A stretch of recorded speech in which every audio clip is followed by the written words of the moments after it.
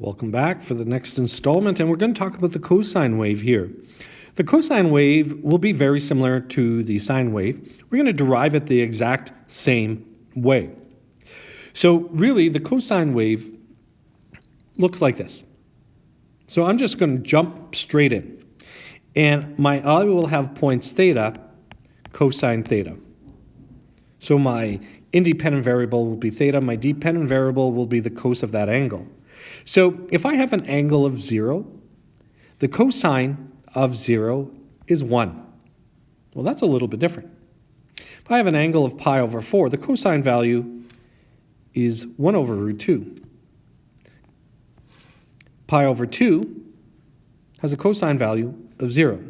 3 pi over 4 has a cosine value of negative 1 over root 2. Pi has a cosine value of negative 1. 5 pi over 4 has a cosine value of negative pi over 2. 3 pi over 2 has a cosine value of 0. 7 pi over 4 has a cosine value of 1 over root 2. And 2 pi has a cosine value of 1. And I know I'm doing this quick, but you have that table right beside you. Now, predict or press pause and predict what the left-hand side of this will look like. Don't look at your table, but what do you think the left-hand side will look like? Okay.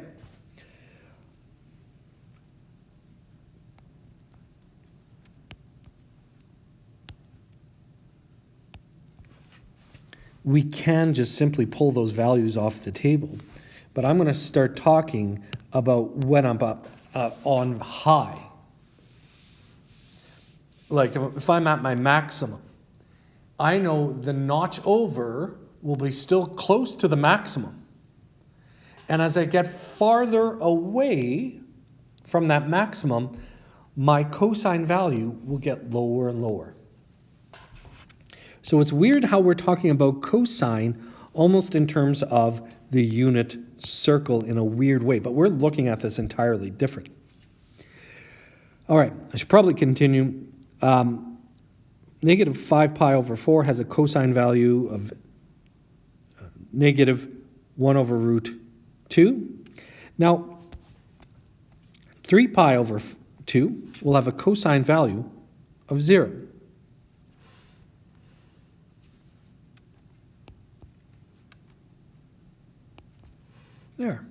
There is my cosine wave. So I'm just going to connect the dots if that's okay with you. This looks pretty good.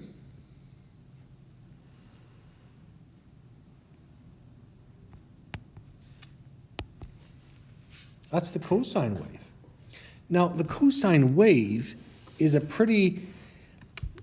I find it more versatile than the sine wave. Now, they look almost identical, don't they? Except for you know that the maximum at the cosine wave is going to be 0, and then every 2 pi away.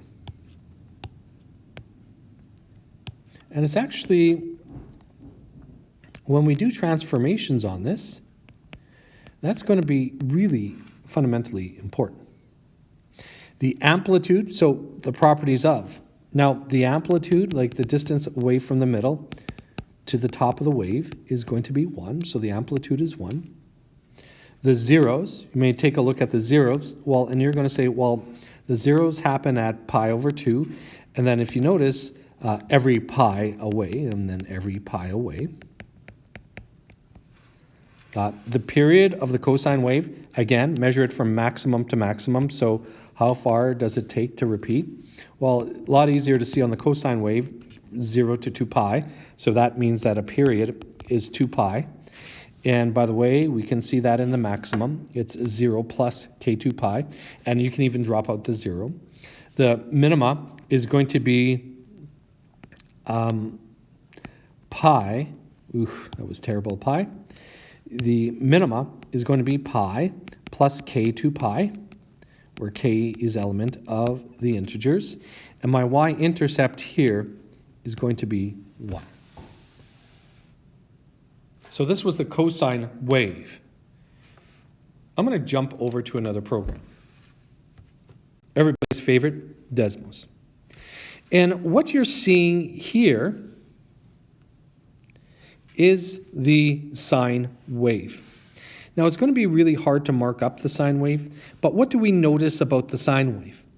Look where it crosses the x-axis. My x-intercept and y-intercept is 0. And if you notice, technology allows me just to scroll left, and this graph just repeats and repeats over and over again. So the domain of this graph goes from negative infinity to positive infinity. The range of this graph goes from -1 to +1. Now, I'm going to maybe graph y is equal to cosine x, right? So if I graph that, well, look at how cosine looks. Well, cosine is the green, and cosine is really the same exact wave as the sine wave, except if you transform the sine wave pi/2 to the left, it is the exact same thing as the cosine wave. Many of the attributes are the same. So we call them sinusoidal waves. Kind of important. Now, obviously, maybe you're curious about this. What is the tan wave? Well, the tan wave, oh my God, I just said an error, because it's not a wave at all. The tan curve, ooh, that is nasty. Look at that. Now, I'm just going to get rid of those other two graphs. This is the tan curve. Much, much different.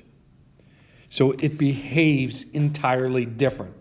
What I would like you to draw here now that we have a nice picture, ask yourself, what is the period of the tan curve?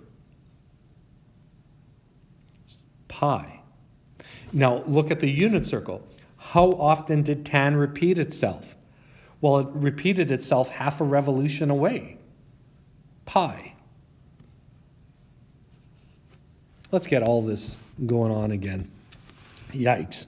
It's all pretty scary, but sine and cosine wave both have a period of 2 pi. Very much the same domain, same range, whereas tan has a range from -infinity to infinity, and it has the domain from -infinity to infinity, except for where it's undefined.